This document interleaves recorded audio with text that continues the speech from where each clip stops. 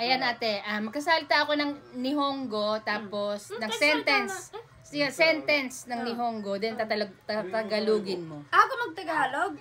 Japanese? Okay. Oo, sige, ha? Ito ne, 今日はね、朝から忙しくて、ママが疲れて、ない。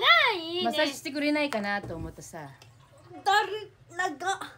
はい、Tagalog. Today. Hindi yung Tagalog.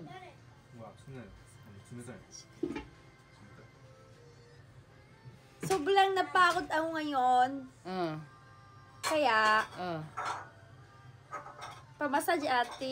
Ang galing nyo, no, marami na. Bangohan wa nani, unaka suita kara sa, sinigang tabitai na.